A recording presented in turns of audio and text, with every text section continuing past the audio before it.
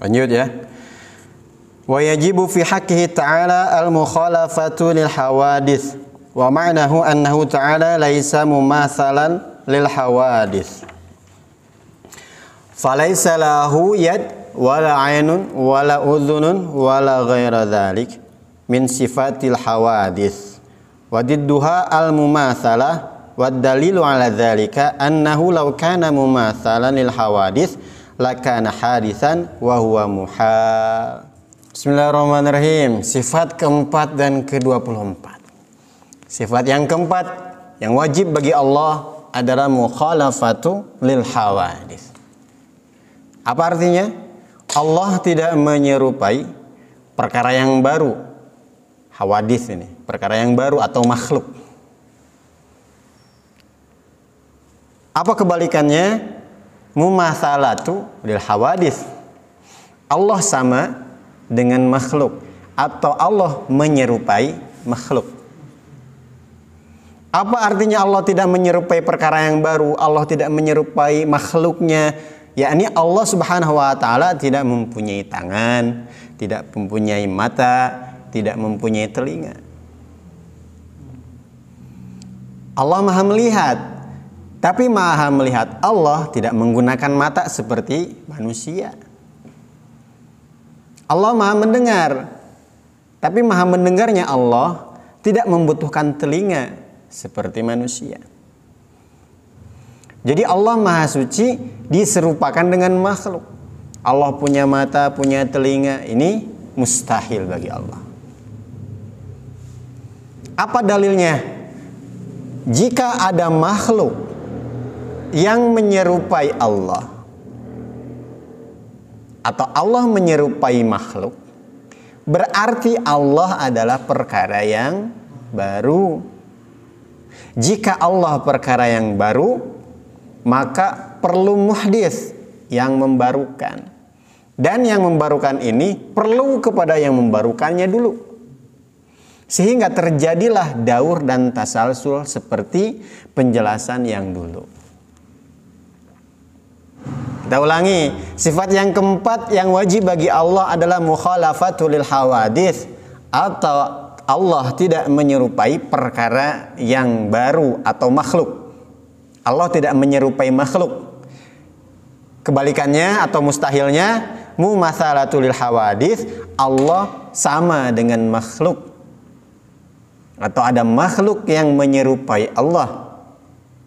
Maksudnya mukhalafatul lil hawadits adalah Allah tak punya tangan. Karena kalau Allah punya tangan sama dengan makhluk. Kalau Allah punya mata berarti sama dengan makhluk. Kalau Allah punya telinga berarti sama dengan makhluk, dan Allah tidak mempunyai mata. Allah Maha melihat tapi tidak menggunakan mata seperti manusia. Allah Maha mendengar, Allah tidak menggunakan telinga untuk mendengar seperti makhluk. Maha suci Allah diserupakan dengan makhluknya. Dalilnya, jika ada makhluk yang menyerupai Allah, berarti Allah ini adalah perkara yang baru. Seperti yang baru-baru yang sebelumnya, ini akan terjadi daur dan tasalsul. Jika baru, perlu kepada yang membarukannya lagi butuh kepada yang membarukannya dulu, dan terus demikian sehingga terjadi daur dan tasalsul. Mahum sampai sini? Ketidaksamaan Allah ini pertama dari wujudnya, yaitu ini. Allah tidak mempunyai mata.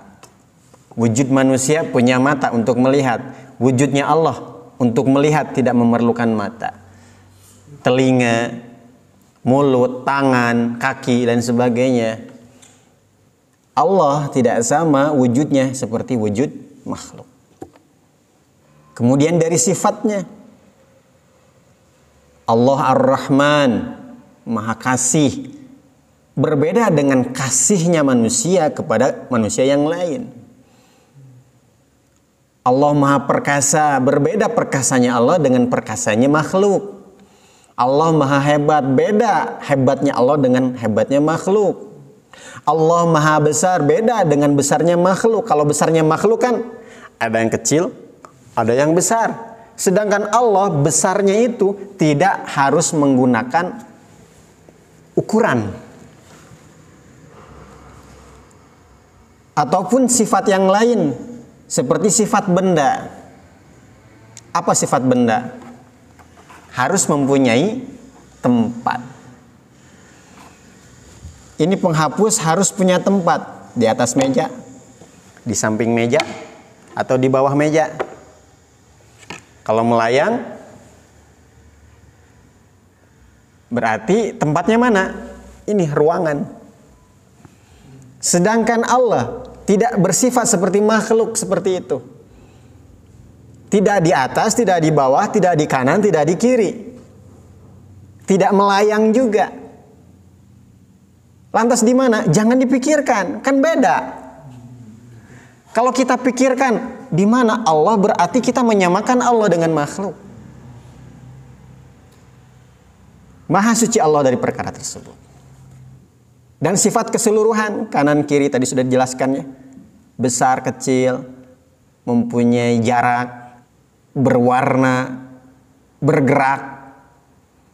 Kalau makhluk wajib. Kalau nggak bergerak, diam. Kalau nggak diam, bergerak. Allah berdiam atau gerak? Allah tidak diam dan Allah tidak gerak. Jangan samakan dengan sifat makhluk. Allah berwarna apa? Jangan samakan dengan makhluk yang mempunyai warna putih, hitam, coklat, dan lain sebagainya. Dan juga sifat makhluk ketika menciptakan sesuatu ada tujuan. Apa tujuan orang-orang luar negeri, Jepang, Korea, Amerika menciptakan mobil? Maksudnya supaya dengan mobil ini bisa mempercepat kerja, mempercepat perjalanan. Ini tujuan orang Jepang menciptakan mobil. Apa tujuan orang Jepang menciptakan robot? Supaya pekerjaannya terbantu oleh robot. Contoh. Kemudian Allah menciptakan makhluknya. Allah menciptakan manusia. Allah menciptakan bumi. Apa tujuannya? Tidak ada tujuan sama sekali. Tidak ada hikmahnya sama sekali. Kalau sering dikatakan setiap ciptaan Allah ini ada hikmahnya. Iya, ada hikmahnya. Tapi hikmahnya bukan untuk Allah, tapi untuk manusia. Allah memerintahkan kita untuk sholat. Apakah ada manfaatnya untuk Allah? Tidak. Seluruh manusia sholat tidak menambah derajat Allah. Semua orang maksiat tidak mengurangi kekuasaan Allah.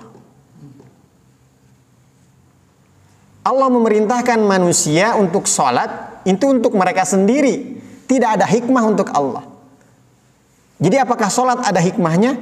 Ada. Tapi untuk manusia, bukan untuk Allah.